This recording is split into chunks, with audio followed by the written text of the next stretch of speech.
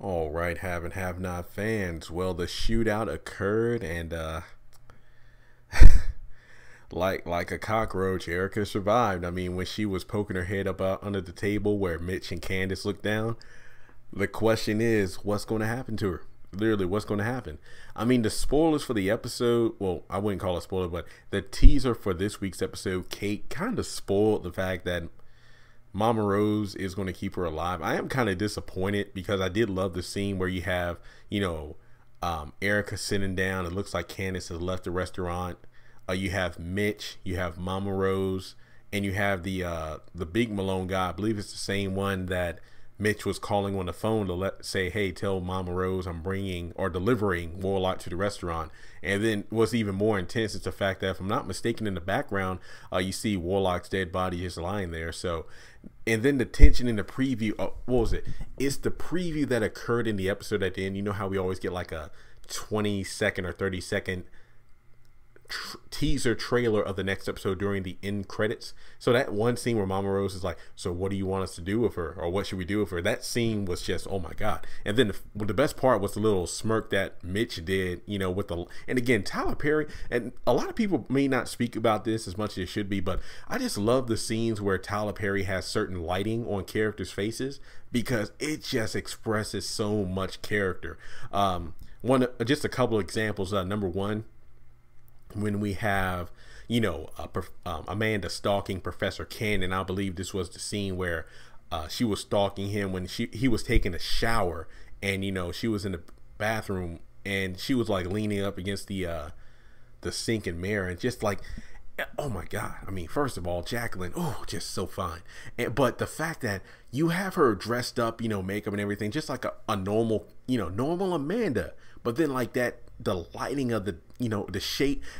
I'm sorry, it's like this. I even talked about this in a blog way back when season 2 was airing, about how the shadow and the contrast show like Amanda looking normal, but then the darkness on her face and whatnot, because of the lighting, reflected the dark, psychotic side of her. Then moving on to the scene where we have Catherine, after shooting Jennifer, I believe she's like cutting up a lemon for some tea she was making, and I believe even the scene where she was standing on the stairs and Veronica is just like scared for her life. Again, just brilliant lighting. And now for this particular scene, we have Mitch, having that smirk, and then the lighting. It's almost like it's like the guy, the Malone he was speaking with on the phone was like, oh, it's good to see you finally coming around to the family business. It's like Mitch is becoming more like what he didn't want to become to begin with, a true Malone. Even Catherine kind of poked, the wasp nest in the episode Haunted by His Surname, because it was when she and Mitch were sitting down. Not the scene where, she was hitting on him. I mean, it was the same scene, but even before that, she was like, oh, Malone, huh? And it's like, well, I'm Mitch. And then she brought up the good point that, hey, you can't escape, your family, your last name, just like my name. Oh crap, I feel stupid because I forgot her last name. Her maiden name. Basically, who she came from in terms of her lineage, you can't escape that. So I feel that, man, I don't know how Erica's going to survive. I mean, she has that bruise on her face. I don't believe it was from that smack that Candace gave her. I mean, it could be, because if I'm not mistaken, we saw her at the restaurant, or even the scene where Erica went down to see Candace, and they had that exchange with the telephone or the cell phone. I don't think she had that bruise on her face, so maybe that bruise comes from Mama Rose, or Candace. I don't know. Basically, I feel like the depth and the power and just the magnitude of that scene where she's sitting in the Malone restaurant, pretty much like a scared little kid, I feel like that got ruined, because in the end of the episode preview, as well as the preview clip on the own channel for this week's episode, we see Erica at the hotel, David showing concern, where'd you get that mark? He thinks it's from Veronica, and even Erica's like, there's some things you don't know about me. So there are more questions than answers in terms of Erica surviving, but what's going to happen to her next? We know she isn't going to be killed off yet, due to the fact that she's going back to the hotel. We don't know how she got the mark on her face. Again, at the moment we can only assume it's from that slap Candace gave her. But is she still going to try to take David for all he has? Why did she survive to begin with? I mean, because Mama Rose is the one that asked Mitch about it. So, I mean, hey, I mean, breaking the fourth wall here that, you know, Mitch and Erica are dating in real life. So I don't think that's why he wanted, you know, her to live, you know, for a little bit longer. Is it because Candace still has plans for her? We don't know. Because if I'm not mistaken, we didn't see Candace in the scene, you know, where Erica's sitting down.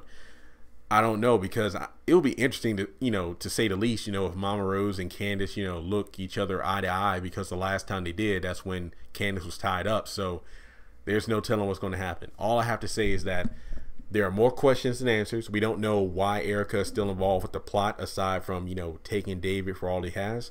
Maybe she'll come out and tell the truth, because I'm interested in seeing, is the scene where David says I'm leaving to talk to Veronica before or after the scene where Erica says there is something I need to tell you, or I haven't told you everything about me? Because even when those two were first interacting, it was, I mean, I even said a couple times that I don't know, maybe Erica will have a change of heart and will actually come to like David for who he is, because he is a good man. So now that her man Warlock is dead, will she come to see the light? I don't know. Is Candace going to give her, pretty much, remember Aaliyah? It was like, you know, when she beat her up, it's like, look, you better bring me this money or you're dead. I wonder if the same thing's going to happen when Erica's like, look, I want to keep you alive because I still need you to take David for everything he's got. So after, you know, hey, if you don't give me that money, within, you know, X amount of days, then you're dead. Pretty much the same thing Warlock did to Candace. What did he give her? 10 days or something like that?